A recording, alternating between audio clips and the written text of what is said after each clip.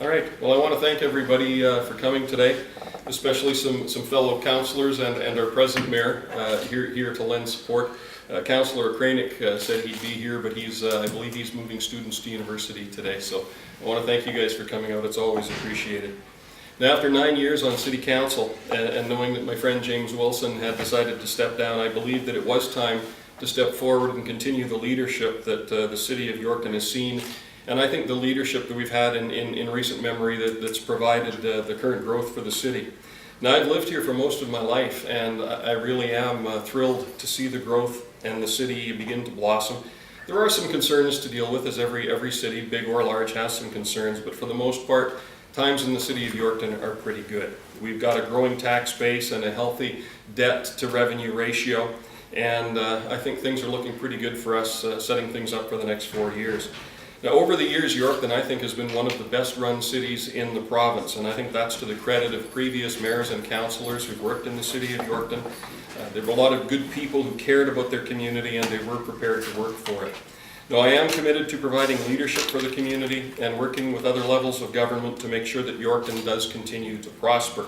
With the YBID Chamber of Commerce and other community organizations, this really is a place where good things can happen.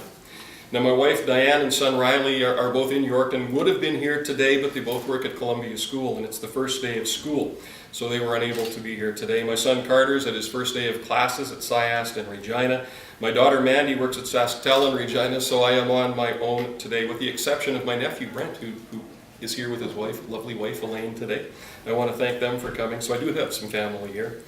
But I do, and I will advise that Diane has signed a note that I can run for mayor. I think this is very important, and I do have one, and I can provide it if necessary.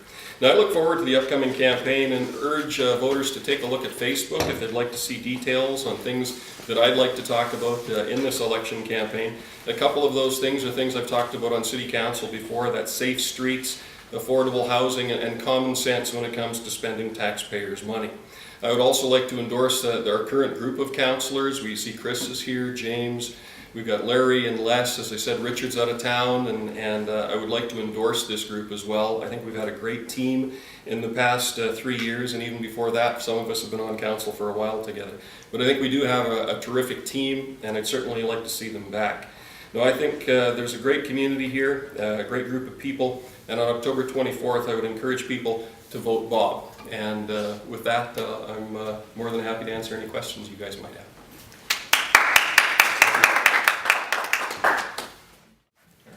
Ready, guys?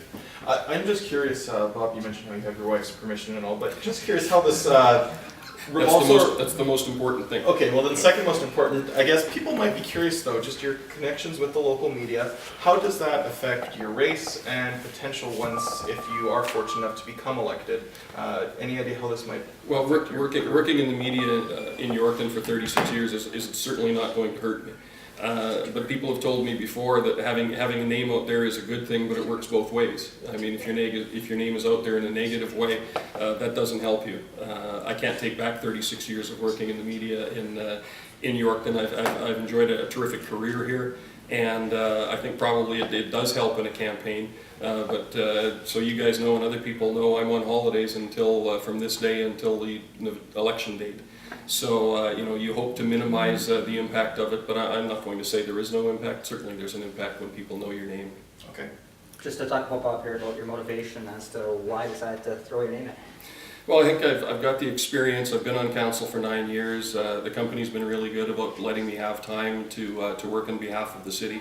And that's how I look at it. I look at it as working on behalf of the city of Yorkton, and I'm happy to do it. I think there's some challenges in the coming years. We've had a number of infrastructure studies that are underway. We need to take a look at things we're going to improve in the city. The dollars are going to be scary, but we have to bite it off one bite at a time, just like you eat an apple, and be consistent in how we approach it. And I think that's what I look forward to. What have you learned over the 9 years as a councillor, working on the council with the meetings and stuff, learning from other mayors? What have you learned the most in preparing yourself for this moment? I think the most important thing is working with people, whether it's other councillors or members of the community. You have to be able to work with people. You can't be confrontational. You have to listen to their points of views, and sometimes they'll change your mind.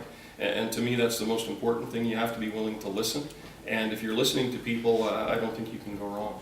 And with that, you learn how the game is played as well. You learn that there's other levels of government you have to work with, and you have to lobby them while being respectful, which I think is always important. But you have to work with people, and I think it's something that I'm good at.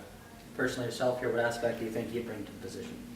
Leadership. You know, I think I've been involved in Yorkton for many years. I've served in the Chamber of Commerce, the Film Festival.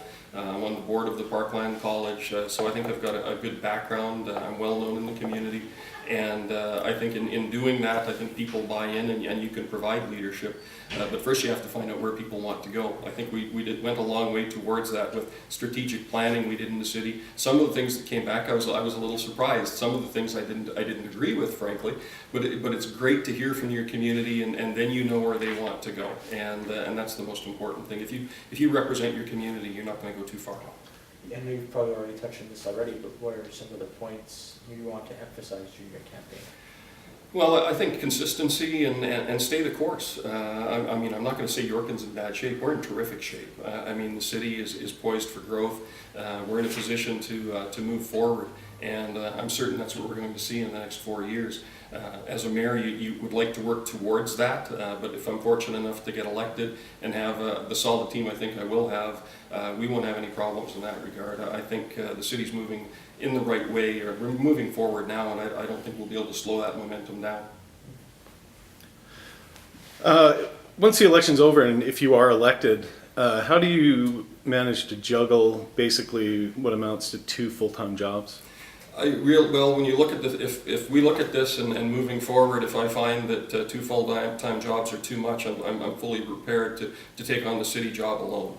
If it proves to be too much, I'd be willing to step away from my on-air job. I won't be reading news should I get elected. I might still be doing some community interviews, but I certainly wouldn't be reading news anymore. And but if it proves to be too much, then I'm prepared to be a full-time mayor. All right, thanks. All right, thanks guys, appreciate it. Are you doing?